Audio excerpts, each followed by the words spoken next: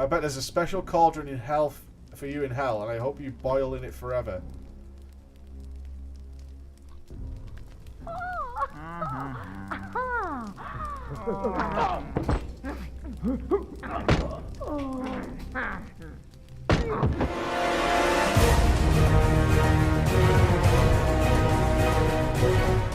Welcome to the inaugural episode of Mate What? Game reviews, mate. Yes, mate. Like TB, mate. Like every game reviewer.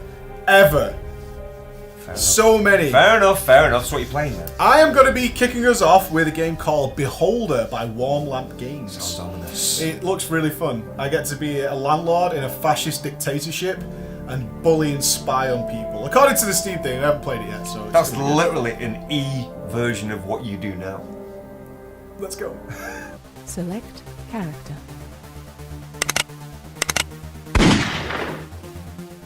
Beholder, talk to me, mate. Okay, so this is not a demon game. This Demon game? Well, you see a beholder, I just think of demons straight away. But this game is fun as hell. What a great way to start off the series, in my opinion. So it's a total twist on what we ordinarily play. You're in a fascist state, right? And okay. You've been indoctrinated by the government forcibly. They call it medication, but it definitely shows you getting the shit beaten out of you by the cops. And the whole game revolves around you being put into an apartment building, and you are there to spy and throw everybody under the bus you possibly can that might be an enemy of the state. Wow. Yeah, and what makes you an enemy of the state can change in a heartbeat, an absolute heartbeat. So the way the story plays out is you have your own overarching story, but there are about 20 different tenants. Now, these tenants are set in stone. Every playthrough will give you the same tenants. So they're not procedurally generated. No, they're not random nonsense or anything like that, which makes the game so much better. So you have these set tenants who will want to move into your apartment, and you can pick and choose who and when they join, because you'll have empty rooms and they'll be like, I want to move into your apartment building. You can say, I want you, I want you, I want you. This gives you a totally different playthrough each time because you can't get through them all or anything like that. So you have to like really pick who's going to be a part of your building. That's the story. Now, the main meat and veg of this game is the story of those tenants. So I'm not going to go into what their details are because that's what it's about. Yeah. So gameplay. The gameplay is point and click. Okay? It looked good, man. It looks beautiful. The art style is tremendous. Yeah, I caught like literally 5 minutes of it on your screen when you was playing it on stream before, and it looked really good. Yeah, it's Dystopia Simulator is what it is. Yeah. So the way the gameplay is obviously we're spying on our tenants, right? So there's a number of ways you can do that, and you can get caught doing it as well. So big part of the game is getting into their apartments when they're not there. Oh, wow. Yeah, so you've got to wait for them to go to work. You've got to wait for them to go and get a bowl of soup out of the kitchen, which is like a communal dining area. And then you've got to break into their apartment, and you've got to get in there. And once you're in there, you get all these choices of things to do. You can hide cameras in the smoke alarm, so if you want to watch them jerking off, you can do that. You can rifle through all their things, go through their drawers, go through their cupboards, and you're looking for anything that you can literally get them on. Anything that you can report to the government to say, this guy's a twat, come and get him. So once you have some information like that, you then go down to your office and you have to send off a report to the government, or you can do a number of things there. And this is where the game really starts to blow up, is that you have so many different ways of doing each and every scenario. It shits on games like Telltale. It shits on games like Until Dawn because it's so simplistic. It doesn't have to do massive cutscenes or big theatrics or anything like that. It can fit so much more content. Yeah, it's all text-based. So they could put so many different pathways for the story to take very, very easily by just changing the text. Right. And that takes you on a totally different path of events that's going to happen. So replayability is So massive. how do you know what's illegal?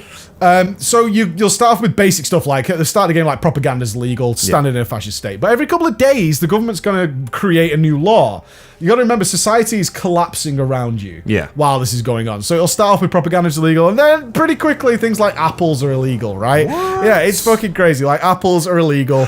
And then you get to a point where once you've been through these people's apartments, you make note of what they've got there. Very much so. Very much so. You'll be checking all the time what is illegal and what is not. And as it is set in stone, like I say, this is a benefit to the game, is that the tenants are the same and what laws will come in are the same.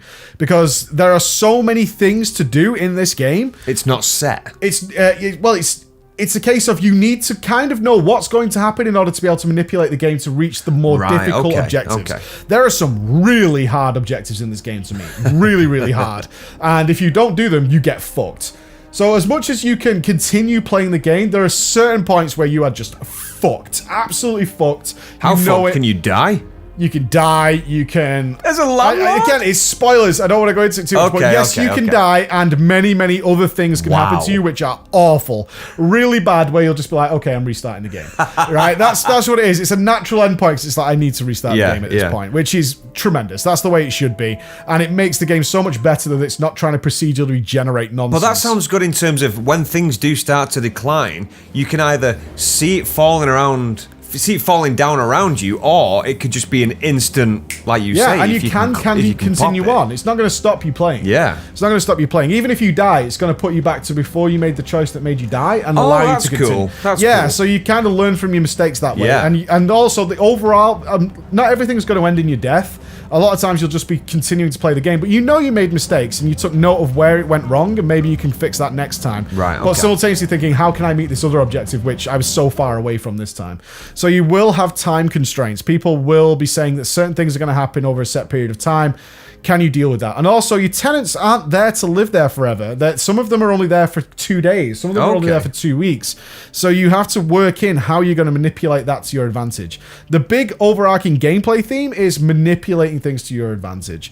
You have 2 currencies in the game, which is straight up cash. So you can go to the black market because it is a dystopian area. Yep. You can buy things like apples. And you can plant them in people's things and blackmail them if you want to do that. I'll give you an example of how many different variations a story can play out. You might get a guy who says, I have these things that I got. Do you want them? And we'll make some money on them. So you might say yeah, or you might say no. And then you can maybe go to the black market and say, can you trade these in for money? And the guy will be like, yeah, sure, I'll sell these for you. But he might come back and say those materials were crap. I couldn't get any money. Then you've got to go back to the guy who originally gave you the stuff and say, I don't have the money. Your stuff was crap. Now, he's probably not going to be too pleased with that. Oh, no. So your scenarios there are, you can either tell him to go fuck himself, which might end badly. You can pay him off out of your own pocket just to make the problem go away. Yep. Or you can use your second currency, which is public favor. So public favor is a currency you earn by people liking you. And buying things like cameras actually comes from the government. You don't pay cash for them, but you will lose public favor because you're buying security cameras. Okay. So you can also use your public favor to say, I'm going to tell other people you're a nice guy, so that they will do deals with you. Now, obviously, those people get scammed, so you lose public favor for doing that. So you have this as a second currency. Or what you could do is not speak to him at all.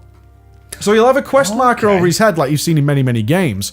You don't have to go and speak to him. Maybe he's moving out in 2 days. Maybe you could just leave it alone and not speak to him. So so in this area, that NPC is not going to follow you down and basically force you into a dialogue. I never had anybody chase me down. I could choose to ignore them. But, and you might say, well, that means you can never fail, right? No, that's not what it means, because there are very favorable outcomes from most of these things if you can find the right way to do it. And not meeting that means you won't meet these other objectives that are going on with different people's stories. So you've got to deal with that. Or, what you could do is you could go and wait till he leaves for work or he goes out for the night and go and break into his apartment. See what's going on in there. Is he doing anything illegal? Because then you could report him to the government and have him taken away. Therefore, he can't punish you for not giving him his money. Right. Or what you could do is go in and you could plant some evidence in his apartment, and then you could send him a letter saying, I know you're doing this illegal thing, and now you have to start paying me by blackmailing him. That's awesome. Yeah, so you literally have so many different ways of dealing with each and every scenario that very, very quickly, this story changes. Very, very quickly from the last time you played through. Yeah, the story changes dramatically. And it can change on a dice. It can really change on a dime. You can have something as simple as giving a sweet to your daughter or not has an enormous outcome on the story. Really? Yeah, it's really, really cool. So you have all this going on. You have so much replayability with it. It's simple point and click, but each story is really interesting and it can take really bizarre turns. Yeah. Because it's such a different world than what you're used to. But again, it comes down to that overarching theme is you're never the nice guy. You're either going to be blackmailing somebody, you're going to be throwing someone in the mines, you're going to be sending them off to jail or to execution in some ways. And you can also be super horrible. You overall are horrible, but you can be really horrible if you want to, especially to nice people. Like, nice people are just like cannon fodder sometimes. No, of course. Yeah, you have to manipulate the game to get the most favorable outcome for you and your family is what I would say is the overarching the goal of the game. Yeah, the theme. Yeah, the theme is, but it's not necessarily. You don't have to play that way. You can actually fuck your family. You can send them off to hell if you want to. Really? Yeah, of course, because Wow, you have to that's report dark. on everybody. You Yeah. have to report on everybody. So if you want to do that, my goal, which I chose, which the game didn't force down my throat in any way, was to try and do what's best for my family. But not always. Like, I didn't like my wife, so maybe I'm not. So I sent it to the mines. I got to beat up by the police. Wow, that's insane. So okay, sounds like you had a lot of fun with it. So who else would enjoy this? Hey, if you like the Walking Dead Telltale series or any of the Telltale games, if you liked Until Dawn, if you liked Papers, Please, and you like those kind of games that have this moral ambiguity that's flying around all the time, and it's not action-paced or anything like that, you're going to love this game. Cool. If you like Choose Your Own Adventure, where there's actual consequence, which has always been a big problem with the bigger titles, is, yeah, there's some consequence, but the It's the devs same mostly overall fear not outcome. everybody will see it. Yeah. So they don't make big, expensive cutscenes for something somebody might only see once. Yeah. They don't do that. This game works by being indie, by being very, very simple in how it can play out its past, by just text boxes, and with that, it benefits so much in just giving you so much variety. And that all the time. increases its replayability as well. Yeah, You're not going to get the same outcome. I'd say the only con, and really the only con that I had with this game, is that the first 20 minutes are pretty stagnant on repeat playthroughs, because you start with the exact same tenants each time you start a new game. Yeah. And you kind of know what their initial story's going to so be. it's kind of a setup period of the game. Yeah, it's the setup period of the game. It lasts about 20 minutes. It feels a little bit too long before, like, your next new tenant arrives, and then their story starts to unfold and everything starts to kick into gear. Yeah. But each playthrough is probably going to take about 2.5 to 3 hours. That's it. That sounds good, man. That sounds that's fine. really It's good. 2.5 to 3 hours to get a full playthrough, and then that's where your story will you'll either do well or you'll come to an end. And that's it. And if you're doing really, really well and you're not struggling with anything, you find that's the end of your playthrough. And other than that, that's where it kind of comes to an end. So it's a short game, but it has massive amounts of replayability. Yeah. Massive amounts. Sounds So awesome. Fully give it my support, man. Had a great time with it. Cool. So, that was The Beholder.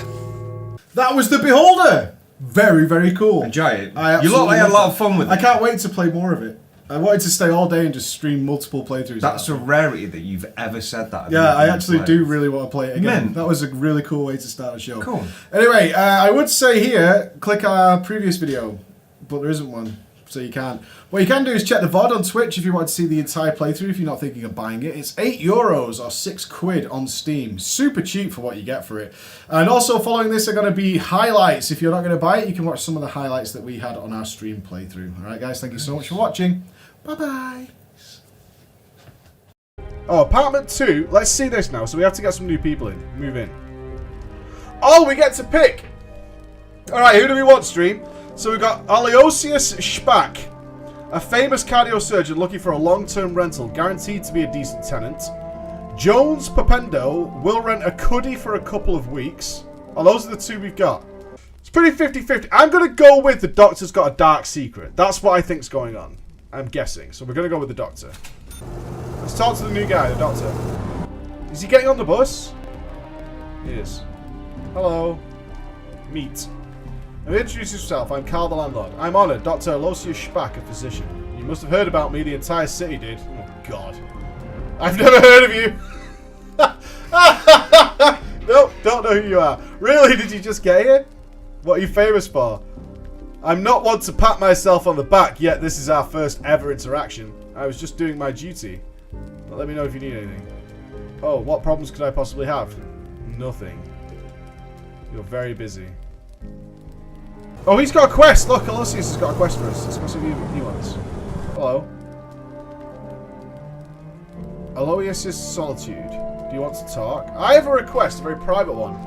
I'm all ears. Due to the demands of my profession, I have no time for personal matters. Saving people 24/7 is my civic duty. I know it's hard to believe that looking at me, but I'm very shy around women. Are you asking me to get you a whore? I'm the landlord, bro.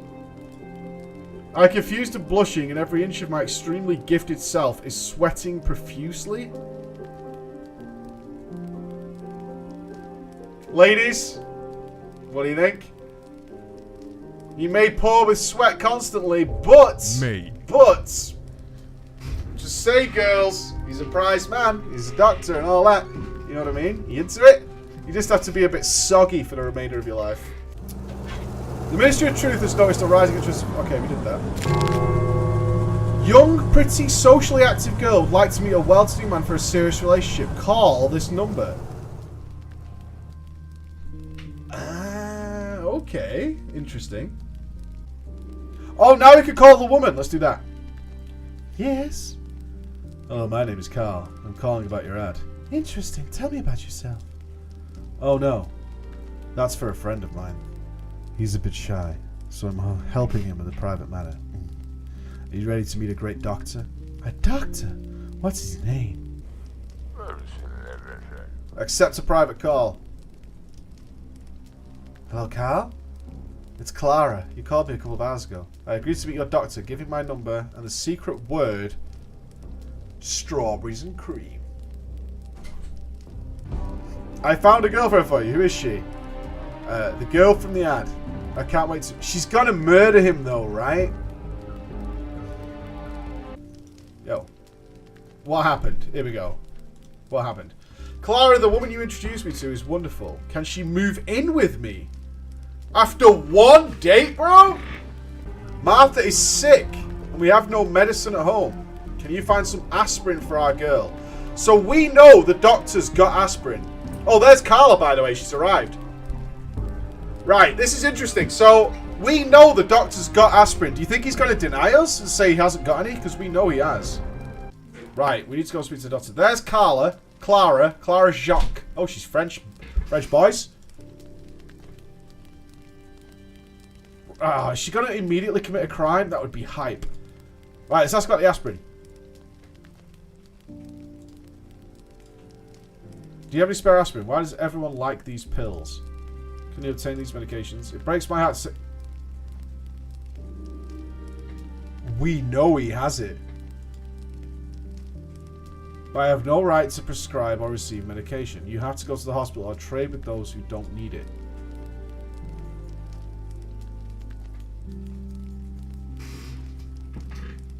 How will this play out? Because we know he has aspirin in that drawer.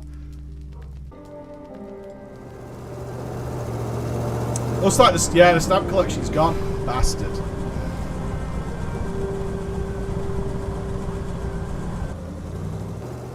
And there he is. Let's check the bed quickly before he gets in.